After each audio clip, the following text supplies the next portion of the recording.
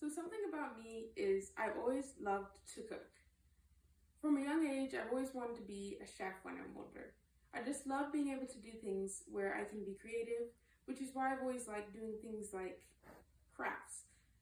Um, Something that I really worked hard towards in my high school career is being hardworking and dedicated, which is some skills that I think are really necessary to become a chef. So, the job of a head cook and a chef is to prep food, such as meat, salads, desserts, etc. They will also help with prepping menus and supplying the food to make sure everything is okay. They will also help with sanitization and making sure everything is up to par and that the um, guidelines and regulations are being followed.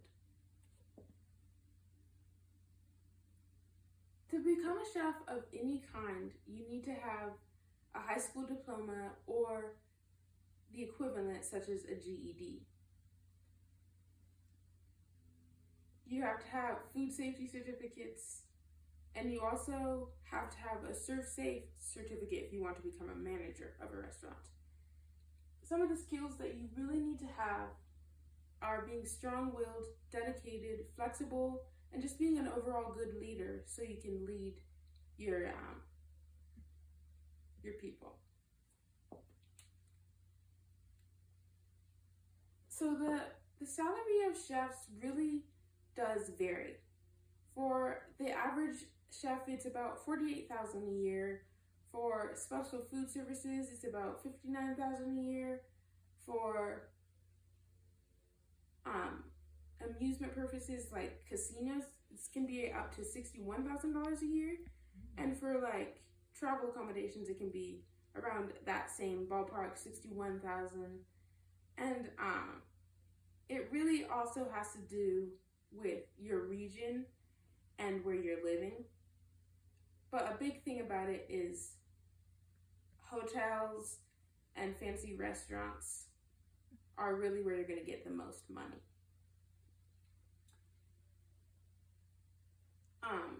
Some other benefits of becoming a chef is you get to have good insurances like health insurance and life insurance. You can also get your money squared away in things like your 401k, which is super cool.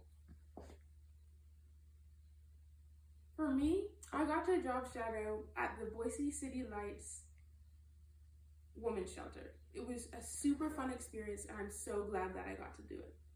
On my first day, I was able to help make salad and make some other food like funeral potatoes. The second time that I was there, basically all I did was cut strawberries. And then the third time was when I got to be hands down and make a lot of food like the pork tacos that I made and the salad that I made and the ribs that I prepped and put a rub on. What I really learned from this experience is it's not always just going to be a fun time, but you also really have to be driven for the job even when sometimes it's not going to be fun. And I really learned about how important time management is as well, because they had to make sure that they served food at 12 o'clock on the dot. For my second job experience, I got to help cater with some ladies at my church, and we made lots of tamales. It was a lot of work, but I'm super glad I was able to do it. On the day of the event, I actually had to do a lot of cleaning, which helped me also learn that it's not all about cooking, but about sanitization as well. As a result of my job shadow experience, I've learned that I'm still super passionate about being a chef. In fact, it's even made me more passionate. I've really loved learning the research. I loved learning about what it all takes to become a chef. And I'm super excited to embark on this journey afterwards. So the first thing I will be doing is this program called Life's Kitchen. It's in Boise, and I will get to learn about what it takes to work in a kitchen. I will also be able to get some food safety certificates and a Serve Safe certificate. This is something I'm super excited for, and I'm glad that I get to experience. And I'm so glad that I got to go through high school and learn all these things, and I'm so thankful to all the people who have helped me through it. Are there any questions? I have a question. What advice would you have for coming seniors? So something I would really advise coming seniors is to work hard, to really go into your job shadow experience wanting to learn, and just have fun with it. Really learn about it, and really give it a chance. You might be surprised. Any more questions?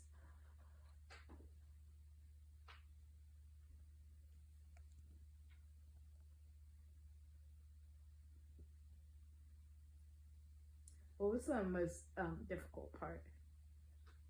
I would say the most difficult part was the job shadow experience, because I didn't know what to expect. It was my first time working in such a big kitchen.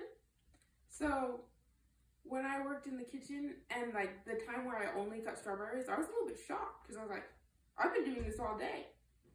And it really just helped me learn. So that was a pretty cool experience for me though. Did the most difficult parts make you want to reconsider the career? Not at all. Not at all. It actually really helped me to figure out it's not just fun and games, you know?